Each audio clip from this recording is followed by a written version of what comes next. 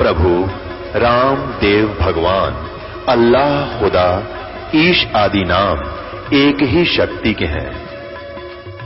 वो कैसा है, कहां है, कैसे मिलता है, किसने देखा है? ये प्रश्नवाचक चिन्ह पूर्ण रूप से हटाने के लिए अवश्य सुनिए जगत गुरु तत्वदर्शी संत रामपाल जी महाराज के अमृत वचन, सर्व पवित्र धर्मों के पवित्र शास्त्रों के आधार पर। अभी तक हमने सुना था कि भगवान श्री कृष्ण जी ने साड़ी बढ़ा दी द्रौपदी की, क्योंकि भगवान श्री कृष्ण पांडवों के धार्मिक गुरु थे। उनको दीक्षा देते थे, नाम दिया करते थे। एक तो प्राथमिक गुरु थे, जैसे गुरुकुलों में जो हमें अक्षर ज्ञान भी कराते थे, और साथ में धार्मिक गुरु का भी रोल करते हैं। उसके बाद फिर अलग से, जैसे जहां भी व्यवस्था होती है, लड़की की जहां शादी हुई तो पहले ज्ञान अलग नहीं होता था, तो वहां आकर के फिर उसी गुरु से वो पूरा परिवार ही एक समूह रूप में एक ही गुरु से उपदेश लिया करता था। तो द्रौपदी ने भी और सब पांडवों ने भगवान श्री कृष्ण से उपदेश ले रखा था। तो द्रौपदी ने परमात्मा याद किया। अब वैसे तो आपत्ति में सभी ईश्वर को याद करते हैं, लेकिन जिनकी कोई पिछले पुण्य नहीं है वो रोते रहो, याद करते रहो, कोई प्रोटेक्शन प्रभु की तरफ से नहीं मिलेगा। और जिनका पिछला किया हुआ पुण्य अत्यधिक होता है, वो ऐसी आपदा के समय भी परमात्मा वही पूर्ण ब्रह्म ही उसकी मदद करता है, लेकिन करता है गुरु के रूप में आके। कहे कबीर गुरु के रूप में वो परमेश्वर स्वरूप दिखावे, लेकिन चाहे वो हो पूर्ण गुरु, चाहे वो 3 लोक का भी है, अगर उसके लेवल की भी कोई कर्म, उसका पिछला संस्कार जमा है कहीं पर, उसके कारण भी वो परमात्मा ही मदद देगा। लेकिन इस भक्ति मार्ग को प्रशस्त रखने के लिए, बनाए रखने के लिए उसी गुरु के रूप में आकर वो परमात्मा मदद कर जाता है। और वो ये सोचता है कि मेरे इस गुरुदेव ने मदद कर दी। तो क्या हुआ, भगवान श्री कृष्ण जी अपनी पत्नी रुक्मिणी के साथ महल के अंदर शतरंज खेल रहे थे, शतरंज, और उधर से द्रौपदी ने पुकार किया। अब क्या होता है, जब आपत्ति में ये प्राणी हृदय से याद करता है परमेश्वर को, और वो पुकार जो जाती है आत्मा की, कहां जाती है? धर्मराज के दरबार में। धर्मराज के दरबार में वो कंप्यूटर, क्योंकि हमारे जो ये मस्तिष्क में, हमारे अंतःकरण में एक परमात्मा ने एक ऐसा सिस्टम लगा रखा है कि जैसे भी जो भी कर्म हम यहां करते हैं, उसकी एक कॉपी वहां प्रतिदिन फैक्स हो जाती है। और वहां पर धर्मराज के दरबार में प्रत्येक आत्मा के नंबर का अलग से एक सिस्टम है। वहां उसके दरबार में वो सारा डिपॉजिट है, अच्छे और बुरे अकाउंट का, सारे अच्छे और बुरे दोनों वहां पर डिपॉजिट है। ऐसी आपत्ति के समय जब ये आत्मा परमात्मा को याद करती है, तो उस धर्मराज के दरबार की वो फाइल खुल जाती है, वो कंप्यूटर की वो फाइल खुल जाती है जो पुण्य वाली होती है। और धर्मराज देखता है उसमें कि कोई ऐसा पुण्य है इस आत्मा का जिसके कारण इसकी आपत्ति में मदद करवा सको। तो उसमें क्या देखा कि द्रौपदी ने एक संत को, वो परम संत थे परमेश्वर, तुम साहेब तुम संत हो, तुम सतगुरु तुम हंस, गरीबदास तेरे रूप बिना और न दूजा अंश। अगर संत है तो भी परमेश्वर पूर्ण ब्रह्मी है, पूर्ण संत है तो भी वही है, और परमेश्वर है तो भी वही है। और एक सही सद भगत का रोल, जैसे काशी मां का परमेश्वर करके चले गए, सही भगत का सब मर्यादा, सब भगत के जो लक्षण होते उसी के अंदर पूर्ण होते। तो क्या हुआ, धर्मराज ने देखा कि एक परम संत को इस लड़की ने निस्वार्थ भाव से और अपना कपड़ा फाड़ के, एक उंगली के लिए भी आदमी 3 बार सोचे, अपना जब कपड़ा फाड़ना पड़ जाता है। और उस लड़की ने अपनी वो निज साड़ी फाड़ के दे दी। कबीर कमाई आपनी कभो न निष्फल जावे, 7 समुद्र आडे पढ़ो वह मिले अगाऊ आए। देते को हर देत है जहां तहां से आन, नहीं दिया फिर मांगते फिरियो, परमेश्वर सुने ना कान। अब धर्मराज ने देखा को हो ये तो इतना पुण्य कर रखा इस लड़की ने, ना जाने कितना दिया जा सके है, कि ना जाने कितना कपड़ा इसको दिया जा सकता है। तो वहीं से कंप्यूटर का वो बटन ऑन कर दिया। यहां से जो पुकार गई धर्मराज के दरबार में टकराई, वहां से रिफ्लेक्ट होकर उसके पुण्य को लेकर के वही शक्ति परमेश्वर पूर्ण ब्रह्म सारे खेल वही करता है। वहां से लेकर के और श्री कृष्ण में पहुंचा। श्री कृष्ण के अंदर परमात्मा की वो शक्ति आई, वो पुण्य लेकर के ऐसे शतरंज के पासे डाले, एकदम हाथ ऐसे ऐसे गया ऊपर को, अनंत कहा अनंत। रुक्मिणी ने हाथ पकड़ा और हंसने लगी, कहने लगी अनंत क्यों कहा, पास से डाल रहा है इसमें अनंत शब्द क्यों आया, या तो पौ 12 कर कच्चे 18 कर 12 कर कुछ तो बोल, ये अनंत क्यों कहा, हार गया ना। जब श्री कृष्ण ने कहा नहीं, क्या बताया आदरणीय गरीबदास साहेब अपनी अमर वाणी में बोलते हैं, रुक्मिणी कर पकड़ा मुस्काई, अंत कहा मोह को समझाई। क्या बोले श्री कृष्ण जी ने कहा, दुशासन द्रौपदी पकड़ी, मैं हमारी भक्त सकल में सिखरी, जय हमारी भक्त पे छोड़ी होई, हमरा नाम ना ले वह कोई। तन देही से पासा डारी, पहुंचे सूक्ष्म रूप मुरारी, खेचत खेचत खेच कसीसा, सिर पर बैठे हैं जगदीशा, द्रौपदी सुता के चीर बढ़ाए, शंख शंखों पार न पाए, द्रौपदी सुता को दीने लीहिर, जाके अंत बढ़ाए चीर। अब श्री कृष्ण तो वहां खेल रहे हैं, फिर पासे खेलने लगे, और वो सूक्ष्म रूप मुरारी परमेश्वर पूर्ण ब्रह्म वहां से फिर चले श्री कृष्ण रूप बना के। ये लीला है ईश्वर की, एक नियम है परमेश्वर का। ये बहुत देर तक समझ में आओगा आपको, बहुत काफी समय लगेगा इसको समझने में, क्योंकि अभी तक हमें ज्ञान नहीं मिला, एक नए पैसे का ज्ञान नहीं मिला हमें, और हमारे सदग्रंथों में विद्यमान है ज्यों का त्यों। तो वहां से फिर चला वो परमेश्वर आकर के और द्रौपदी के शीश पर बैठ गया, कहते खेचत खेचत खेच कसीसा, सिर पर बैठे हैं जगदीशा, द्रौपदी सुता के चीर बढ़ाए, शंख असंख्यों पार न पाए। अब दुशासन जैसे योद्धा पसीना पसीना हो गए, खींच खींच कर ढेर लगा दिया, क्योंकि वो तो ईर्ष्या की आग में जल रहे थे और बिल्कुल नग्न देखना चाहते थे, लेकिन जिस पर मालिक का हाथ है उसका कोई कुछ नहीं बिगाड़ सकता। अब उस समय द्रोणाचार्य की जुबान खुली, और न ही कर्ण की और न ही भीष्म पितामह की। विदुर खड़ा हुआ, विदुर भक्ति बीज था। विदुर ने खड़ा होकर कहा, दुशासन कुछ शर्म आनी चाहिए तुझे, तुम किसको नंगा कर रहे हो नादानो, अपनी इज्जत आप ही उतार रहे हो। अरे पांडवों और कौरवों की बहुओं में कोई अंतर है निकम्यों, दुनिया तुम्हें थूकेगी बाहर, क्या कहेगी तुमने, क्या जुल्म करने जा रहे हो। अब दुर्योधन ने कहा, दुशासन इसका मार दो थप्पड़, ये तो पांडवों का चमचा है, इन्हीं की तरफ बोलता हमेशा।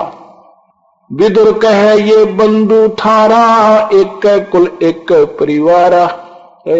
विदुर ने कहा कि आप ही का तो परिवार है, आप ही का भाई है, एक कुल एक परिवारा। विदुर के मुख पर लगा थपेड़ा, तू तो है पांडवों का चेहरा, तू तो है बांदी का जाया, भीष्म कर्ण और द्रोण मुस्काया। ओए कितना प्यारा निर्णय दिया आदरणीय गरीबदास साहिब ने, महाभारत खोल कर रख दी न्यारी न्यारी।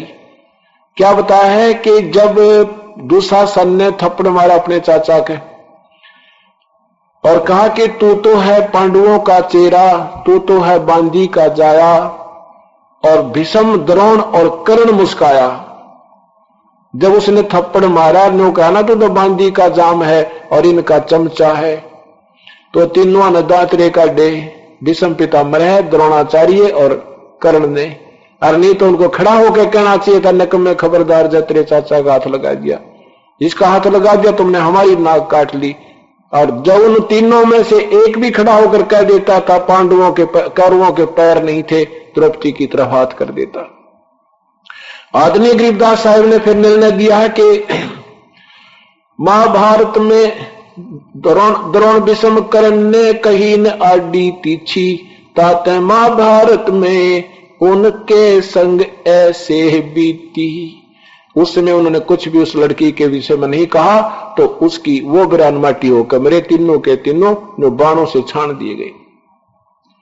तो कहने का भाव ये है परमात्मा का कि एक ही भक्ति अंश था, उसने खड़ा होकर कहा कि खबरदार, ये तुम क्या कर रहे हो नादानो, अपनी ही इज्जत को आप ही उतार रहे हो। विदुर कहे ये बंधु थारा, एक कुल एक परिवार, विदुर के मुख पर लगा थपेरा, तू तो है पांडवों का चेहरा, तू तो है बांदी का जाया, विषम कर्ण और द्रोण मुस्काया। उस समय परमेश्वर ने आकर मदद करी, विदुर वहां से निकल गया। एक पंचायती का एक फर्ज बनता है, या तो सत्य कहे और नहीं माने तो वहां दरबार उस छोड़ कर चला जाना चाहिए, ये पहला नियम बनता है। वहां रहने से भी दोषी बन जाता है। अब दुशासन खींच खींच के थक गया, पसीना पसीना हो गया, उसका कोई अंत नहीं आया। जब थक के बैठ जाता है और द्रौपदी का वो चीर बीच से काट कर द्रौपदी चली जाती है। अब कुछ दिनों के बाद भगवान श्री कृष्ण वहां जब पहुंचे तो द्रौपदी ने कहा कि भगवान, बड़ी इज्जत राखी आपने मेरी। अब श्री कृष्ण जी ने कहा, क्योंकि ये सब खेल परमेश्वर करता है और निमित्त किसी संत वर्तमान में आई हुई पुण्य आत्मा को बनाता है। तो श्री कृष्ण ने कहा कि द्रौपदी, ये तेरा ही भाग था बहन, ये आप ही का पुण्य था। कौन सा पुण्य था प्रभु मेरा? कि आप एक बार स्नान करने गई थी अपनी सहेलियों के संग, कंवारी थी जब आपके पिता के घर पे, और वहां आपने एक अंधे महात्मा को एक साड़ी का टुकड़ा दिया था, और उस दिए हुए दान का बिन इच्छा जो देते हैं सो दान कहावे, फल चाहे नहीं तास का फिर अमरापुर जावे। एक अपना मानुष जीवन समझकर जो हृदय से दान किया जाता है उसका दोनों फल मिलते हैं, वही दान कहलाता है।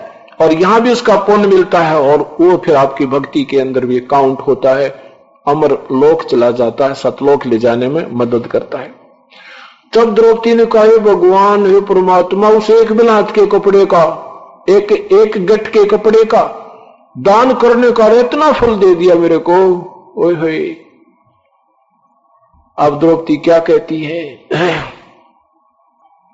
कि भगवान, अगर मुझे पहले ये ज्ञान होता कि इस थोड़े से दान करने से और इतना फल मिलता है, क्या बताया कि एक गिट के कपड़े का ये मिल गया पुण्य अपारे, जब मैं पहले जानती तो सर्वस देती वारे।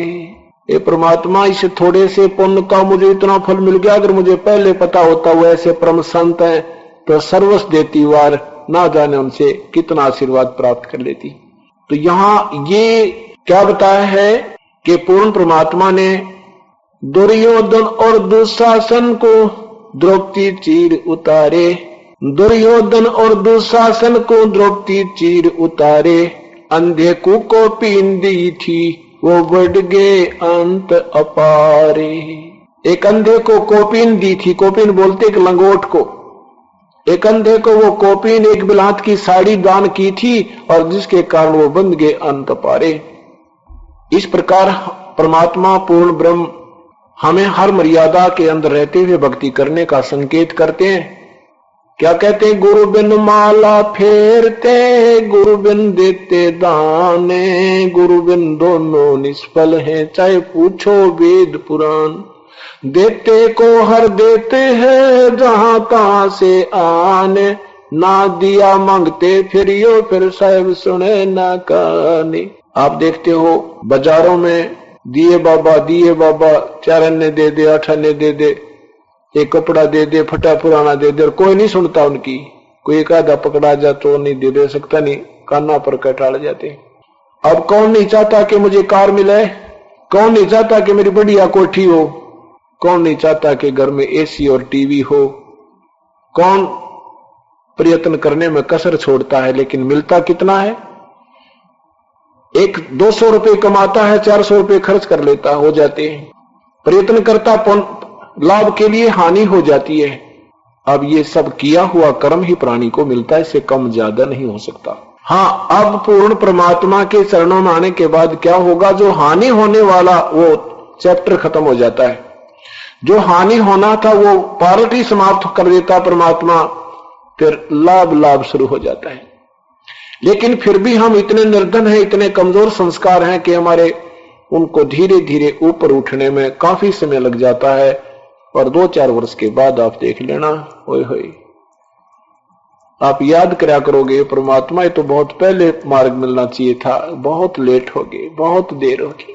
अब ये तत्व ज्ञान और सत्य ज्ञान हमें नहीं मिलता, इसी के कारण हम पुण्य विधिवत नहीं कर पाते और आने वाली आपत्तियों में परमात्मा हमारी मदद नहीं करता, जिसके कारण हम नास्तिक होते जा रहे हैं। जैसे कर्म आधार से कोई कष्ट इंसान पर आता है, वो जितनी भी पूजाएं पहले कर रहा था, सबकी उन पूजाओं को अपने भगवानों को याद करता है, उनके निमित्त कोई संकल्प करता है, उन करने के बाद भी फिर आपत्ति आ जाती है, तो फिर वो प्राणी क्या सोचता है कि दुख को बुलाने के लिए गुटी सूटी लगाने लग जाता है, शराब पीने लग जाता है। अब एक और ऐसा जो है ना, ऐसी कहानी शुरू हो रही है कि टेंशन हो गई थी, बीड़ी पी ली, अरे तेरा गजब हो गई, टेंशन का इलाज बीड़ी पाया तने, मतलब टेंशन घड़ी हो गई थी, एक बीड़ी पी ली, एक सिगरेट पी ली या दारू पी ली। देखो ये कोई टेंशन का इलाज नहीं, ये तो बकवादों की जो है ना बकवाद है सारी। परमात्मा के में याद करे, रो कर ले, चाहे टेंशन में कर ले, हे परमात्मा तेरे बिना हमारा कोई, वो समाधान देगा आपको। और बीड़ी के समान देगी कि वह शराब देगी, बल्कि दूना दुख पैदा कर देगी, नाम टूट जाएगा और भक्तिहीन हो जाओगे, फिर परमात्मा दूर हो जाता है। अब पूर्ण परमात्मा की भक्ति से पूर्ण लाभ प्राप्त होता है। अब देते को हर देते है, जैसे पिछले जन्म में जिन्होंने पुण्य किए हैं उनको आज ठाठ कर रखे भगवान ने, और दूसरे जो उसी एक ही परिवार में एक का माता पिता का 4 बच्चे हैं, एक लड़का तो मनमाने कोई IAS ऑफिसर बन जावे और दूसरा कोई और अच्छी व्यापार बिजनेस में कामयाब हो जाता है, और तीसरा मनमाना मजदूरी कर रहा हो, और चौथा मनमाना की टांग तोड़वाए पड़ा हो। और एक ही पिता के एक ही माता पिता से संस्कार हैं, लेकिन कर्म फिर भी उनके किए हुए संस्कार न्यारे न्यारे हैं। तो इसी प्रकार आज वो संस्कार कब बनाए थे, जैसे कोई दुखी है और कष्ट पे कष्ट आ रहा है, तो वो व्यक्ति आप पर क्या करे, कहता है कि भगवान ये मेरे ही कोई पाप गढ़े कर रखे मैंने, जो आज मुझे कष्ट पे कष्ट आ रहा है, ये मेरे कोई पाप सेध रहे हैं, कोई पाप नुकसान कर रहे हैं मुझे पिछले जन्म के। और कोई सुखी प्राणी है तो आम व्यक्ति नो कहते हैं कि भाई ये तो घने बढ़िया कर्म करके आया हुआ है, घने अच्छे कर्म कर रखे इसने, तो सारे ठाठ हो गए। तो वो कर्म जो आज सुखदाई और दुखदाई है वो कब किए थे, जब कभी हम मानव शरीर में थे, और उस समय के किए हुए आज हमें प्राप्त हैं, तो आज जो करेंगे वो हमें आगे प्राप्त होंगे। लेकिन वो करने कैसे चाहिए, वो ज्ञान और साथ में उसकी पूरा समाधान इस पृथ्वी पर नहीं रहा। अब परमात्मा ने फिर प्रवेश किया है, मेर की उस दाता ने। अब जो इस विधि से लाभ उठा जाएगा, कई पीढ़ी तक का उसको बहुत सुख हो जाएगा, कई पीढ़ी तक का सुख होगा। भक्ति बीज जो हो वह हंसा, तारू तास के कोतर वंसा। 121 पीढ़ी को पास कर 101 पीढ़ी को पार कर देगा परमात्मा। कहते हैं जो आज सत भक्ति के ऊपर जो ढंग से लग जाएगा, विधिवत लग जाएगा। आपको अभी बताया गया है कि पुण्य दान धर्म अवश्य करना चाहिए, और उसकी कुछ मर्यादा होती है, उसके अंतर्गत करने से ज्यादा लाभ होता है। पूर्ण संत के माध्यम से दान किया हुआ जो द्रौपदी को दान का पुण्य मिला, उससे भी भिन्न मिलता है, उससे भी भिन्न मिलता है। जैसे अब ये मर्यादावत साधना आप करोगे, इसमें किया हुआ पुण्य आपको हर कदम का, जैसे आप घर से यहां तक आते हो, संत मिलन को चालिए तजमाया अभिमाने, जो कदम आगे रखे है ओहे यज्ञ समानी। जितने भी कदम आप परमात्मा की तरफ रखोगे वही यज्ञ के तुल्य होते हैं। और फिर यहां कुछ पुण्य संत के दर्शन से होते हैं, कुछ पुण्य इस कथा के सुनने से होते हैं। अब क्या होता है, जैसे दास ने आपको ये कथा सुनाई, सुबह भी कथा सुनाई थी, अभी एक और सुनाएंगे। इन कथाओं का भी लाभ होता है, इनसे हमें गाइडलाइन भी मिलती है, मर्यादा भी काबू में रहने सहने का हमारे को ज्ञान होता है, और साथ में इस परमात्मा की परम संत के मुख से सुनी हुई कथा का ज्यादा लाभ होता है। अब जैसे पहले कथा करते थे संत जन ऋषि जन, तो अब क्या निकाल लिया कि कुछ एक ने कथा करनी शुरू कर दी। उन कथाओं के आधार पर 4 बातें सीख ली, मीठी मीठी बनानी, 5-10 श्लोक संस्कृत के सीख लिए, 10-20 वाणी सीख ली, बढ़िया बोलने का तरीका हो गया। तो भक्त जन कहा करते, हे महात्मा जी हमारे भी दर्शन दियो, महाराज जी हमारे भी दर्शन दियो। फिर वो कथा करने लग गए श्रीमद् भागवत की या रामायण की या शिव पुराण की, और फिर 20-20 महीने दर्दी रोटी खान की, वह एक और जो है ना रोजी रोटी का धंधा बना लिया मूर्खों ने। अब पुण्यात्मा तो अपना भगवान का कोई आड़ पकड़ती हैं, और जिसने थोड़ी सी बोलने का तरीका बढ़िया हो गया, सुरीली आवाज होगी, उसके गाख गणे हो जा और न्यो बात बिगड़ गई। एक समय की बात है, गांव में एक ब्राह्मण पंडित गुरुदेव ने एक कथा रख दी, स्वार्थवश 30 दिन की रख दी। 30 दिन, 1 महीना भोग पड़ेगा। गोरी आत्मा भगवान के चाहने वाली बहुत होती थी, तो उसने 30 दिन की इसलिए रखी थी कि रोजाना मान लीजिए 10 रुपए भी चढ़ेंगे, चांदी के सिक्के थे पहले, तो 300 रुपए हो जाएंगे 1 महीने में। तो उसने 30वें दिन भोग लगाने लगा, तो केवल 30 रुपए चांदी के 30 दिन में प्राप्त हुए उस गुरुदेव ने। और उसी गांव के उस्ताद ये नकम्मे से मंडली ने क्या किया कि एक लड़की गाने बजाने वाली दिल्ली से मंगा ली, नाचन गान वाली, और उसी रात ने जिस दिन अगले दिन भोग पड़ना था, उससे पहली रात ने वह लड़की बुला ली वहां नाचने गाने के लिए। उस लड़की का नाम था चंपाकली, उसको 500 रुपए चांदी के चढ़ गए एक रात में। और 30 दिन की जो पंडित जी की कथा की प्रयत्न मेहनत से 30 रुपए प्राप्त हुए। अब सुबह पंडित जी के पास पहुंची रिपोर्ट के भाई चंपाकली आई थी, 500 रुपए चढ़ गए उसका, गांव में गोंडा तक आ गए।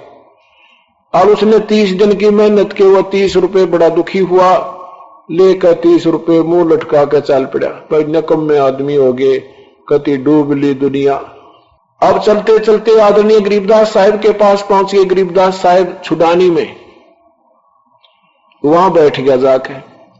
अब परमेश्वर उस गरीबदास साहिब ने पूछा कि भाई क्या बात है, आओ, कैसे आना हुआ ब्राह्मण?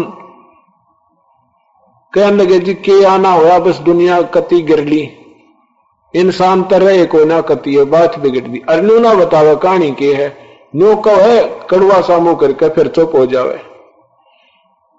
फिर कहे जी खाना खा लो, बस के खा ले, खाना खा लिया खाना, बस पूछो मत क्या हो गया। अब न्यू ना बताओ कहानी के है। तो और भक्त बैठे थे, गरीबदास जी से पूछा कि भगवान आज ये मनीराम जी क्यों दुखी हो रहे हैं? मनीराम नाम था उस ब्राह्मण का। बहुत दुखी आत्मा हो रही है, क्या कारण हो सकता है ये बता भी नहीं रहे। तो परमात्मा ने कहा कि फुर्ती ज्ञान विवेक की अंधा है जगदीश, और चंपाकली को 500 भाई मनीराम को 30। ये यह समस्या इसके मन में हो रही है। क्या बताया कि फूटी ज्ञान विवेक की और अंधा यहां का जगदीश। निरंजन धन तेरा दरबार, निरंजन धन तेरा दरबार, जहां पर तनिक न न्याय विचार, जहां तनिक न न्याय विचार। अब पहले तो पाखंडी जो लोग हैं भक्ति मार्ग के, उन पगड़े पैसे आवे, उनका ज्यादा बोलबाला हो और सत भक्ति बताने वाले संत की कति नहीं बात चले। और फिर जो छोटी मोटी साधना भक्ति की करता उससे ज्यादा और दूसरे लफंडरा की गणी बात चले। तो परमात्मा ने कहा कि फूटी ज्ञान विवेक की और भाई अंधा यहाँ का जगदीश। यू काल है ना, ये तो उल्टे खूटे ठोकन में राजी रहे। ये चाहता है कि भक्ति वाले लोग कति खत्म हो जा, और तुम जो 30 रुपए के लालच में तुमने 30 दिन का खूटा गाड़ दिया वहां पे, मूर्ख तो भी निराय था। वह परमात्मा ने उस मणिराम को समझा, नादान क्यों कर्म बिगाड़ रहा है, तेरे अंदर भी खोट था, तूने 30 दिन का वहां पर सांग जोड़ दिया। वह कथा 2 दिन में भी कर सका था, तू 1 दिन भी कर सका, उसका सार निकाल दे 2 घंटा में साफ बता सकता था। तेरे मन में भी खोट था, लालच वस्तु ने 30 वर्ष का घाटा, 30 दिन का घाटा जोड़ दिया वहां पर, और तेरे साथ भी ठीक हुआ नादान। अब पूरा डिटेल बताई उसको कि ये जो तुम कथा करते, तुम अधिकारी नहीं हो कथा करने के, तुम तो अपना क्रम बिगाड़ रहा है, दुनिया का पैसा इकट्ठा करके नरक में जाएगा, इनका गधा बनेगा फिर, और फिर पशु बनकर इनके पूरा करना पड़ेगा मणिराम तुने। अब क्या होता है, जैसे सुखदेव ऋषि, जैसे राजा परीक्षित को सर्प ने डसना था, 7वां दिन निर्धारित हो गया और सभी ऋषियों ने, महर्षियों ने आपस में विचार विमर्श करके क्या निष्कर्ष निकाला कि सुखदेव ना इसको परीक्षित राजा को कोई कथा सुनावे श्रीमद् भागवत सुधा सागर की, और इसकी आस्था यहां संसार से हटा के ऊपर स्वर्ग में जोड़ दे, तो इसका 7वां दिन सर्प तो डसे ही डसेगा। इस राजा का यहां से मन हटने के कारण जो बचे हुए पुण्य के आधार पर ये स्वर्ग चला जाएगा, और वो कारण वो होगा इस कथा के करने से। वहां पर ये सब महापुरुष बैठे थे, वेद व्यास जी विद्वान थे और सभी महर्षि बैठे थे, किसी ने हिम्मत नहीं करी कथा सुना दूं या कथा कर दो 7 दिन की और कर दो बेड़ा पार परीक्षित का, क्योंकि 7वें दिन रिजल्ट आना था। सब नीचे ना पीछे ना हाथ से कोड़ दिया कि मेरे बस का कोई ना, मेरे बस का कोई ना। उस समय कहते हैं सुखदेव ऋषि जी को स्वर्ग से राजा परीक्षित ने उसको उनको गुरु बनाया पहले, और 7 दिन ये श्री भागवत कथा सुनाई। 7वें दिन सर्प ने उसको डसा परीक्षित को, शरीर तो यही रह गया, उस सूक्ष्म शरीर को बैठा के विमान में और स्वर्ग के लिए सुखदेव रवाना हो गया। अब आज किसी ने देख लो, मैं भी पाठ कर दूंगा, मैं भी सत्संग कर देता हूं और मैं भी कथा सुना दूंगा, मैं भी नाम दे देता हूं। अब इन्होंने तो मजाक बना रखा है, इस जीव के आत्मा के साथ खिलौना, इसका खिलवाड़ कर रहे हैं। ना तो कोई अधिकारी के बिना अगर कोई भी काम आप करवाते हो, ना उसका किया हुआ पाठ काम करेगा, ना उसका उपदेश काम करेगा, ना उसके निमित्त किया हुआ आपका दान कोई लाभ आपको देगा। अब डर नहीं रहा किसी को, अब तो स्वार्थ बढ़ गया। इस कारण से यह बात बिगड़ गई। तो परमात्मा ने कहा कि मणिराम, गरीबदास साहब ने कहा कि मणिराम भूल गए उन बातों को तुम। वेद व्यास जी ने भी जिम्मेवारी नहीं दी थी राजा परीक्षित को कथा सुनाने की, और तू गांव न पार करने चला गया 30 दिन के लिए। तेरे लिए बहुत अच्छा किया परमात्मा ने। तब उस मणिराम के बात समझ में आ गई, और वो 30 रुपए भी वही परमात्मा के चरणों में रख दिए, कबीर साहब के, गरीबदास जी के। प्रभु ने कहा नहीं, मुझे नहीं चाहिए तेरा पैसा, इसका भंडारा कर दे। भंडारा करवा दिया और साथ में उसको उपदेश दिया। उस प्यारी आत्मा, उस ब्राह्मण का भी उद्धार परमेश्वर ने कर दिया सतज्ञान देकर। तो इस प्रकार हम जब तक, अब कथा का भी लाभ होता है, लेकिन फिर कथा करने लगे। अब जो ये सारा मिलाकर के, जैसे यहां पर 5 यज्ञ होती हैं, एक यज्ञ धर्म की, दूसरी यज्ञ ध्यान, तीसरी यज्ञ हवन की और चौथी यज्ञ परिणाम, और 5वीं यज्ञ ये तत्व ज्ञान की हो रही है। यहां पर एक अखंड पाठ चलते हैं जो भी भक्तात्मा पाठ करवाता है उसके नाम से अलग से एक ज्योत जलती है, 3 दिन चलेगी। और बाकी 21 ज्योत हम अलग जगाते हैं, वो तो दिन रात हमेशा चलती रहती है। और वो आम भक्त आत्मा जो भी यहां पर आते हैं, किसी के 2 रुपए, 10 रुपए, 1000, 100 रुपए, उनके सब, जैसे ये भंडारा चलता है, सभी का उसमें एक रेशो के हिसाब से, औसत के हिसाब से भंडारे में भी लगता है, हवन में भी लगता है। या 5 प्रकार की यज्ञ होती है, इन 5 में सहयोग आने वाले को प्राप्त होता है। पांचों का ही उसमें अनुदान बन जाता है। एक यज्ञ धर्म की, दूसरी यज्ञ ध्यान, और तीसरी यज्ञ हवन की, चौथी यज्ञ प्रणाम। ये ज्योत जो जग रही है, हवन हो रहा है। एक हवन करते हैं लकड़ियों के ऊपर घी डाल के। लकड़ियों की प्रज्वलित होने से कार्बन डाइऑक्साइड ज्यादा बनती है, और इस ज्योत में एक पतली सी ज्योत जगा के आपसे 1 मन घी न फूक लो, पर घी डालने जाओ प्रॉपर, उस ज्योत को, वो ज्योत नहीं जलती, वो घी जलता रहता है, वो कार्बन डाइऑक्साइड नहीं ज्यादा बनती। तो ऐसे संतों ने पहले अपने घरों में सब जगह ज्योत जला करती थी। जो बेशक ना ज्ञान था उन पर ज्योत जरूर लगा करते, आली सूखी करके। अब ये 2-4 पंथ चले हैं, इन्होंने वो भी काम बिगाड़ दिया। राधा स्वामी, धन धन सतगुरु बालेगीश्वर, ये न कोई ज्योत नहीं लानी, ना कोई धर्म करना, हम तो अंदर की ज्योत देखेंगे, अंदर की ज्योत, बस वह ज्योत है। अरे कर्मीनो, इस शरीर में जो देखोगे वो काल का देखना है, इससे बाहर है वो वस्तु, अंड और पिंड से पार स्वदेश हमारा है। लेकिन ये 5 यज्ञ करना इसलिए जरूरी है कि इस अंतःकरण के अंदर हमारी विनम्रता बनी रहे, प्रभु की आस्था बनी रहे, नास्तिक ना हो, विनम्रता बनी रहे। एक यज्ञ है धर्म की, यहां पर आप देख रहे हो, चाहे आधी रात को आ जाना, आपको भंडार चलता मिलेगा प्रभु का, और ये आप ही का अनुदान है। किसी के 2 रुपए, किसी के 10 रुपए मिलकर सामूहिक भंडारा हो जाता है। और यहां पर आने वाले भक्तात्मा भोजन खाने नहीं आते, वो परमात्मा पाने आते हैं। ये साधु रूप में आते हैं, और इनका जो इनके निमित्त जो यहाँ भोजन खिलाया जाता है, ये आम राह चलते व्यक्ति का भी पुण्य, अगर रोटी देते हैं उसका भी पुण्य होता है, लेकिन यहां ऐसे समागम में पुण्य उससे 1000 गुना ज्यादा लाभ देता है। तो ये जो यहाँ भंडारा है, एक यज्ञ धर्म की, वो धर्म यज्ञ हो रही है। भगवान के नाम प्रसाद बनता है, उसको भोग लगता है, उस भोग को लगने के बाद फिर सबको वितरित किया जाता है। गीता जी में लिखा है कि परमात्मा को भोग लगाकर बचे हुए अन्न को जो खाते हैं वो पाप को प्राप्त नहीं होते, उनके बहुत से पाप समाप्त हो जाते हैं। एक यज्ञ धर्म की, दूसरी यज्ञ ध्यान। जितनी देर आप यहां रहोगे, इस सच्चे दरबार में आने के बाद आप भूल जाओगे संसार को, केवल परमात्मा में आपका ध्यान रहेगा। ये ध्यान यज्ञ है। और एक यज्ञ धर्म की, दूसरी यज्ञ ध्यान, तीसरी यज्ञ हवन की। यहां पर ये हवन चल रहा है, आप ही का जो निमित्त है, आप ही का कुछ पैसा है, आपका कोई घी आता है, उसका एक लगा दिन रात हवन चलता है, वो अलग से है। और जो पाठ करवाते हैं उनकी अलग से जोत जलती है। तीसरी यज्ञ हवन की, चौथी यज्ञ प्रणाम।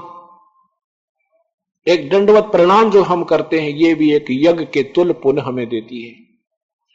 और 5वीं यज्ञ है ज्ञान की, जो आपको ये तत्व ज्ञान सुनाया जा रहा है।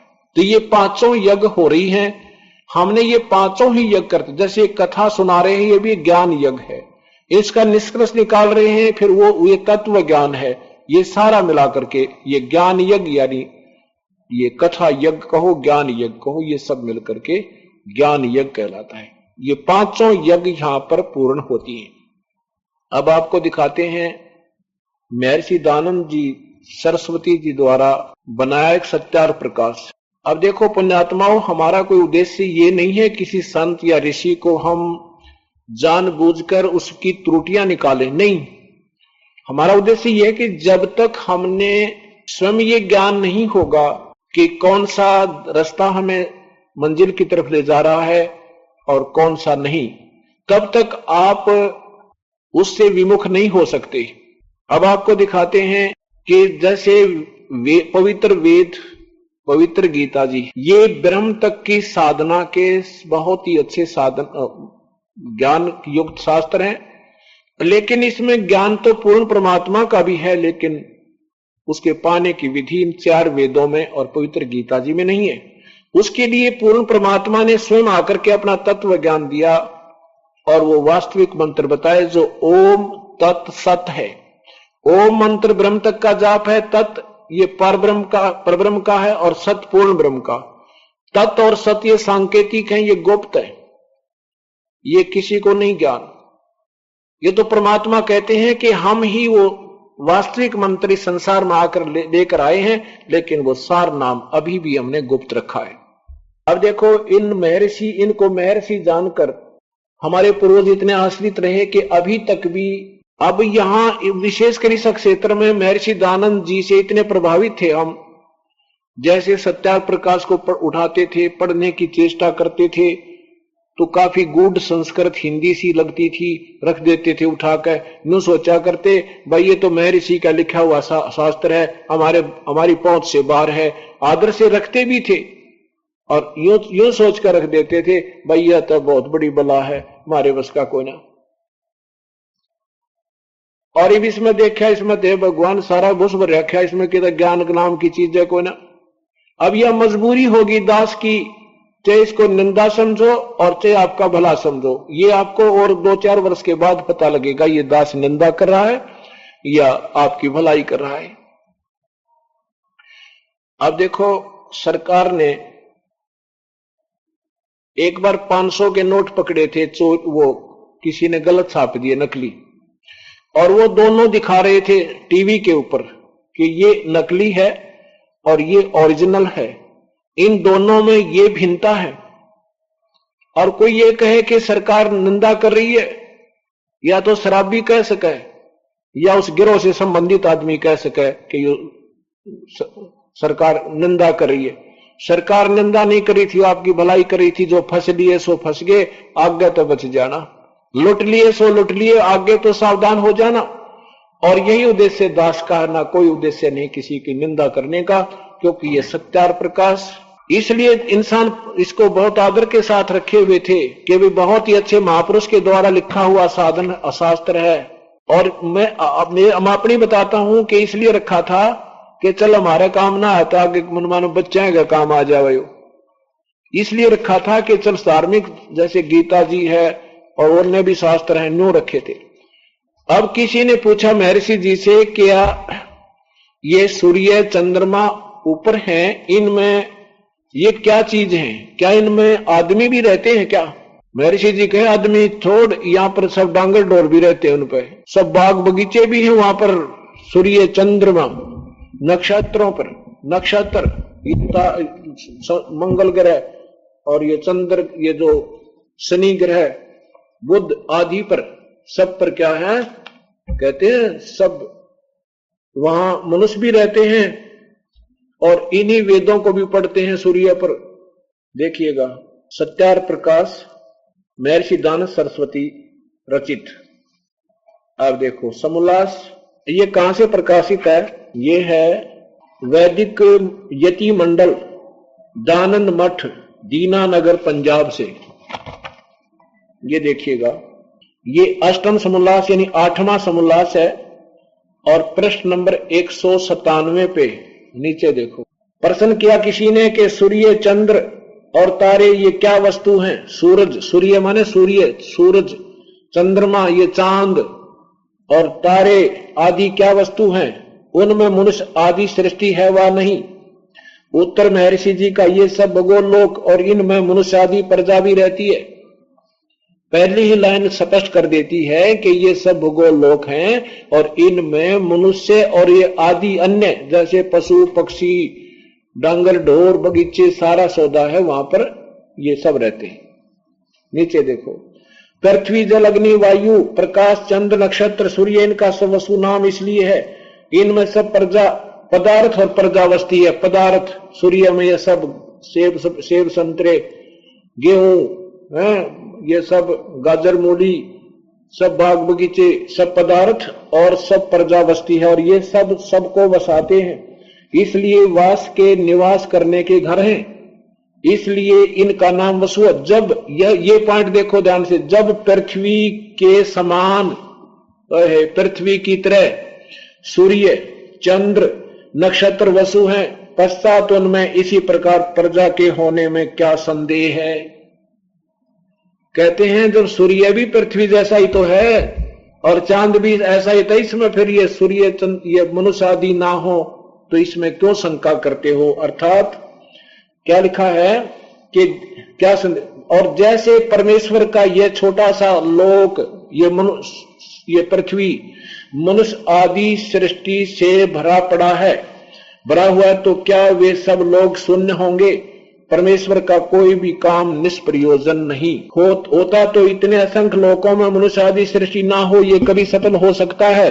अर्थात इसलिए सर्वत्र मनुष्य आदि सृष्टि है। सूर्य पर चंद्रमा पर मनुष्य रहते हैं और वहां पूछा क्या उस जैसे इस देश में मनुष्य आदि सृष्टि की आकृति अव्यय है, वैसे अन्य लोकों में भी होंगे व विपरीत। महर्षि जी से पूछा कि जैसे इस पृथ्वी पर आदमी हैं, इसे आदमी है कि सूर्य पर का, और ऐसे ही तो हैं। थोड़ा सा फर्क हो जाता है, जैसे अमेरिका में काले काले, अमेरिका में गोरे गोरे गोरे, चीन में बोने बोने, इतना तो फर्क है सूर्य पर, ना है मनुष्य ऐसे ही। ये देखो कुछ कुछ आकृति में भेद होना संभव है, जैसे इस देश में चीन की तरह छोटे छोटे, हबसी, आर्यवर्त, यूरोप में अव्यय अंग रूप और आकृति में थोड़ा थोड़ा भेद होता है। इसी प्रकार लोकांतरों में भी भेद होते हैं, परंतु जिस जाति की जैसी सृष्टि इस देश में, जैसे पशु जाति है पशु भी है वहां पर, पक्षी जाति है तो पक्षी जाति के भी है वहां पर, और मनुष्य जाति भी वहां पर है।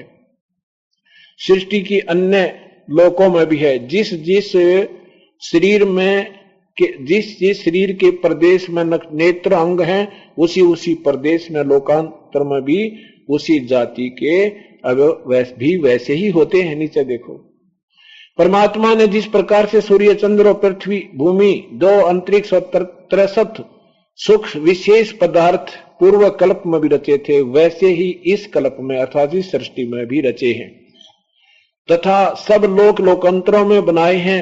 भेद किंचित मात्र नहीं है कि जैसे पृथ्वी पर जो भी साजबाज है ना, वो सूर्य चांद पर भी नौकानो है, कोई अंतर नहीं है। आगे देखो, फिर पूछा कि क्या, नीचे देखो, हाँ, जिन वेदों का इस लोक में प्रकाश है, उन्हीं वेदों का उन लोकों में भी है या नहीं, कि क्या उस सूर्य पर आदमी रहते हैं, चांद पर रहते हैं, वो इन्हीं वेदों को पढ़ते हैं कि उनके वेद न्यारे हैं। महर्षि जी कहते हैं उन्हीं का है, इन वेदों को वहां भी पढ़ते हैं। जैसे एक राजा की राज व्यवस्था सभी प्रदेश में एक जैसी होती है। एक अब आपको दिखाता हूं 7वें समोल्लास के 154 नंबर पृष्ठ पर क्या दिखाया। महर्षि जी ने से पूछा कि परमात्मा साकार है व निराकार। 7वें समोल्लास यानी 7वें समोल्लास प्रश्न नंबर 154 देखो, इधर क्या पूछा कि ईश्वर साकार है व निराकार। उत्तर महर्षि जी का निराकार। 155 पर देखो, ओए है, स्तुति आदि करने से ईश्वर अपने नियम छोड़कर स्तुति प्रार्थना करने वाले के पाप छुड़वा देगा। उत्तर महर्षि जी का नहीं। फिर प्रश्नकर्ता कहता फिर स्तुति प्रार्थना भगवान की पूजा क्यों करें। उत्तर महर्षि जी ने दिया कि उनके करने का फल कोई और ही है। क्या फल है कि जैसे स्तुति से ईश्वर में प्रीति, उसके गुण कर्म स्वभाव से अपने गुण कर्म स्वभाव का सुधरना, प्रार्थना से निरभिमानता, उत्साह और साहस का मिलना, उपासना से परब्रह्म से मेल और उसका साक्षात्कार होना। यहां पर निराकार कह रहे हैं, और साक्षात्कार तो साकार से हो सकता है, निराकार से नहीं हो सकता। यहां पर साकार सिद्ध कर रहे हैं और यहां पर निराकार अपनी थ्योरी आप पे फेल कर रहे हैं। कहते पाप नहीं कट सकते, पाप अक्षमा नहीं होते, और जिस प्राणी के पाप अक्षमा नहीं हुए, पाप नहीं कटे, तो पापी हुआ। पापी प्राणी भगवान से मेल क्यों करो है। परमात्मा को प्राप्त पापी प्राणी ही कर लेगा तो फिर भक्ति की आवश्यकता कहां रही। सारा निराधार बेसलेस कथा अपनी मन गढ़ंत ठोक गया और हिंदी सुथरी सी लिख दी। आम आदमी ने सोचा भाई कमाल कर रखा है, मात्रा मुत्रा ठीक है तो महापुरुष होगा। अब पता चला भाई केवल मात्रा से नहीं, वो तो भाषा का अपना काम केवल अपने विचारों को दूसरे तक पहुंचाना होता है। अब क्या कहते हैं, जैसे कुंभ कुम्हारे का ऊपर चित्र अनूप वस्तुता मद है नहीं तो जैसे जल बिन कूप। जैसे एक सुंदर मटका, एक सुंदर घड़ा, ऊपर चित्रकारी बहुत बढ़िया होगी और उसमें बालू रेत भर रखा। बताओ, प्यासा आदमी जाता घड़ा समझ के उसमें पावा बालू रेत, वो तो मर गया प्यासा। और एक बगैर चित्रकारी का घड़ा पुराना सा और उसमें सवथ जल भरा हुआ है। उस चित्रकारी के घड़े पे तो वो सवथ, वो जो बिना चित्रकारी का वो पुराना सा घड़ा ही अच्छा जिससे प्यास बुझ गई। तो परमेश्वर पूर्ण परमात्मा की उस साधारण सी वाणी, सिंपल लैंग्वेज में अमृत भरा हुआ है और इस चतुर व्यक्ति की, इस महर्षि की इस व्याकरण अनुसार भाषा में सारा गंध भरा हुआ है। ये इससे आदमी प्यासे मर रहे हैं और भक्तिहीन हो रहे हैं। अब देखो, इन्हीं के द्वारा यजुर्वेद में 8वें अध्याय में अपने कर कमल से 7 बार लिखा है, क्योंकि वेद सही है और ये सोच सत्यार प्रकाश की महर्षि दयानंद जी के अपने विचार हैं और वेद हमारे सत्य है, इनमें कोई दिक्कत नहीं। इन्होंने अनुवाद जब किया इसमें सोच अपने कलम से लिखा है, लेकिन यहां भी थोड़ी सी चतुरता कर गया अपनी इस, क्योंकि सत्यार प्रकाश इसने पहले लिख दिया। सत्यार प्रकाश लगभग 25-30 वर्ष से समाज में पहुंच गया था, उसके बाद वेदों का सरलार शुरू किया।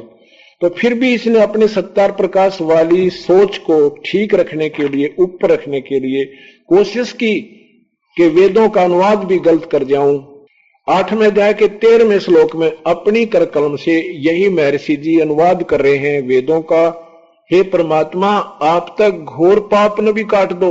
वेद सही कह रहे हैं और महर्षि जी गलत कह रहे हैं कि पाप नहीं कट सकते, और वेद सही हमें ज्ञान दे रहे हैं कि वो परमात्मा पाप काट सकता है। ये महर्षि दयानंद सरस्वती द्वारा ये यजुर्वेद का अनुवाद है। ये देखिए 8वां अध्याय यजुर्वेद का 8वां अध्याय, प्रश्न नंबर देखना 241 पे, नीचे आइए। ये 13वां मंत्र है, इसका अनुवाद 242 पृष्ठ पे किया है। ये आगे पृष्ठ पे पहुंच गया। हे सबके उपकार करने वाले मित्र, अब यहां सीधा लिख देते हे भगवान, तो इसने ये सत्यार प्रकाश की सोच सीधी फेल होती। अब यहां मित्र लिख दिया, मित्र। और सत्यार प्रकाश के पहले अध्याय में लिखा है कि इंद्रम मित्रम, कि परमात्मा का सबसे नियरेस्ट साथी होने के कारण परमात्मा को मित्र भी कहा जाता है। तो यहां हे मित्र माने परमात्मा। हे परमात्मा, आप दान देने वाले के अपराध के विनाश करने वाले हो। और यही परमात्मा कबीर परमेश्वर अपनी महिमा बताते हैं कि कुछ तो पाप दान से समाप्त होते हैं, कुछ संत के दर्शन से होते हैं, कुछ और क्रिया जैसे नाम के जाप से होते हैं, कुछ अन्य हवन आदि करने से होते हैं। आप दान देने वाले के अपराध के विनाश करने वाले हो, साधारण मनुष्यों के किए हुए अपराध के विनाश करने वाले हो, पिता के किए हुए विरोध आचरण के अच्छे प्रकार से हरने वाले हो, अपने किए हुए पाप के एन से देखो संस्कृत, ये देवनागरी लिपि है। एन से माने पाप और ये एन से कहीं भी देखो, एन से माने अपराध कहो चाहे पाप कहो, एन से माने पाप, एन से माने पाप, एन से एनस, एन से माने पाप, पाप के दूर करने वाले हो। एनस एनस एनस एनस माने अधर्म के अधर्म यानी पाप के पाप अर्थात घोर पाप का भी नाश करने वाले हो। हे विद्वान, मैं जानता हूं मैं जो कुछ भी करूं, अधर्माचरण किया करता हूं व करूं, अनजाने में भी जो कुछ भी किया करता हूं या करूं, उस सब दुष्ट आचरण के दूर करने वाले आप हैं। अब अवजन माने नाश, देखो अव्यय जन्म नाश करने वाले, अव्यय जन्म दूर करने वाले, अव्यय जन्म विनाश करने वाले, इसी का यहां लिख दिया दूर करने वाले, यानी नाश करने वाले, सब पापों का विनाश करने वाले, दूर करने वाले आप हमसे, आप पूर्ण परमात्मा हो, आप घोर पाप का भी विनाश कर सकते हैं। अब थोड़ा सा और दिखाता हूं आपको, बालक बिना लिखे ऐसा लेख लिख रहा कि हमें शर्म आती है इस नादान की नादानी को समाज तक पहुंचा। मैंने नहीं इस चैप्टर को लास्ट तक छेड़ा, जब इनका कति इन्होंने सारी बकवाद गढ़ ली, जब ये आखिर में देना पड़ा। अब देखना कितना अनर्थ किया इस नादान आत्मा ने, और समाज सुधार का ठेकेदार बना रखा ये महर्षि। देखियो ये चतुर्थ अध्याय, चौथा, ये चतुर्थ समोल्लास यहां से देखिए। वैसे तो यहां से थोड़ा सा और दिखाता हूं आपको। ये प्रारंभ होता है अथ चतुरा समोल्लास। अब क्या बताए, जब यथार्थ ब्रह्मचर्य आचार्य अनुकूल वर्त कर धर्म से चारों वेद, 3, 2 या 1 वेद को सांगोपांग पढ़कर जिसका ब्रह्मचर्य खंडित ना हुआ, वह पुरुष व स्त्री गृहस्थर्म आश्रम में प्रवेश करे। जब बालका का ब्याह करे, पहले गुरुकुल में पढ़े, फिर उन बच्चों का ब्याह करे, तो क्या करे, देख पंडितवाद को बढ़ावा दिखाऊंगा आपको।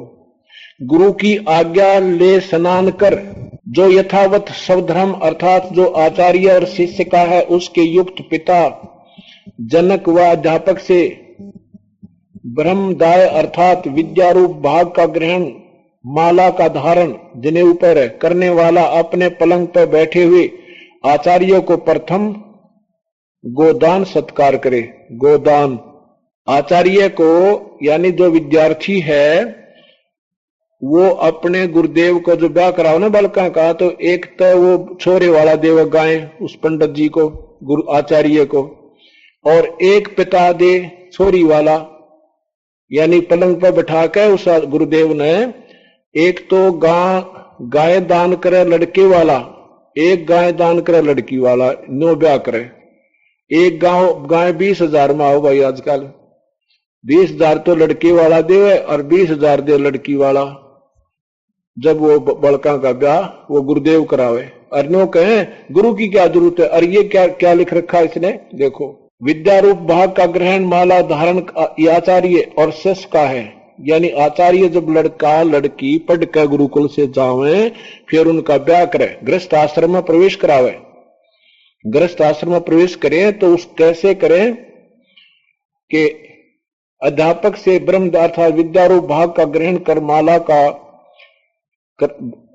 धारण करने वाला अपने पलंग पर बैठे हुए आचार्य को, आचार्य माने गुरुदेव को, प्रथम गोदान सत्कार करे, और वैसे ही फिर लक्षण युक्त विद्यार्थी को भी कन्या का पिता गोदान दे के सत्कार करे। यानी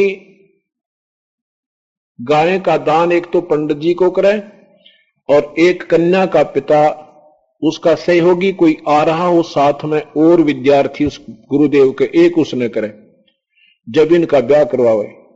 गुरु की आज्ञा ले स्नान कर गुरुकुल से कर्मानुसार आके ब्राह्मण क्षत्रिय वैश्य अपने वर्णानुकूल सुंदर लक्षण युक्त कन्या से विवाह करे। आगे देखो, तो जो कन्या माता के कुल की 6 पीढ़ियों में ना हो और पिता के गोत्र की ना हो, उस कन्या से विवाह करना उचित है। यानी मां के तो 6 गोत्र छोड़ दे और पिता का 1 गोत्र छोड़ दे। आगे देखो, और फिर क्या क्या लक्षण हो, इत्यादि कारणों से पिता के 1 गोत्र और माता की 6 पीढ़ी समीप के देश में विवाह करना अच्छा नहीं। आगे देखो, चाहे कितने ही धन धान्य गाय अजा हाथी घोड़े राज्य श्री आदि से समृद्ध कुल ये कुल हों, तो भी विवाह संबंध में निम्नलिखित 10 कुलों को त्याग कर ब्याह करें। चाहे कितने सेठ दिखें, कितना वो बड़े बड़े अधिकारी हो, कितना धन हो, और ये नीचे लिख रहे हैं ऐसे जिनमें अपलक्षण हो, उन कुलों में शादी नहीं करे। कौन से?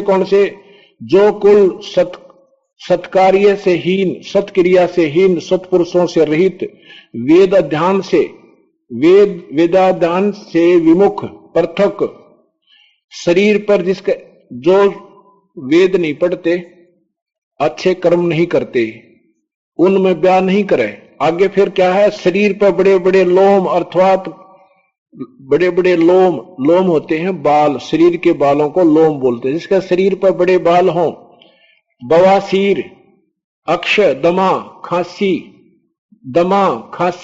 अमास्य यानी किसी का बदहजमी हो, मिर्गी पड़ती हो, सफेद कोड हो, और कुलित कुष्ठ, कुलों की कन्या व वर के साथ विवाह नहीं होना चाहिए, क्योंकि वो रोग विवाह के करने वाले कुल में प्रविष्ट होकर हो जाते हैं। इसलिए उत्तम कुल के लड़के और लड़कियों का आपस में विवाह होना चाहिए। किसी का बवासीर हो, खांसी हो, दमा हो, किसी का शरीर पर बाल हो, एक व्यक्ति का हो तो सारे कुल को त्याग देना चाहिए, उसमें ब्याह नहीं करे। हो लिया ब्याह फिर तो भाई, फिर तो ब्याह हो लिए और ना ही को आगे देखो।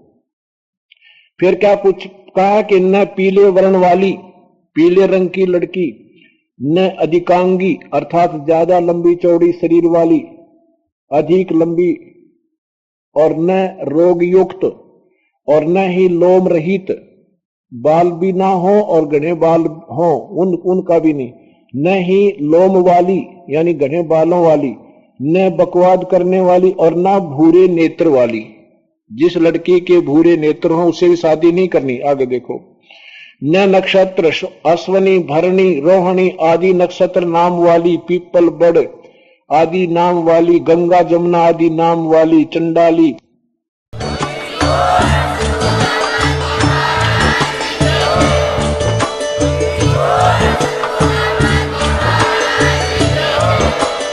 आप सुन रहे थे जगत गुरु तत्वदर्शी संत रामपाल जी महाराज जी के मंगल प्रवचन। अधिक जानकारी के लिए विजिट कीजिए हमारी वेबसाइट www.jagatgururampalji.org। संत रामपाल जी महाराज जी के शुभ आशीर्वाद से पूरे विश्व भर में 500 से भी ज्यादा नाम दीक्षा केंद्र हैं, जिन पर संत रामपाल जी महाराज जी द्वारा ऑनलाइन निशुल्क नाम दीक्षा दी जा रही है। अपने नजदीकी नाम दीक्षा केंद्र का पता करने के लिए संपर्क करें 8222880541।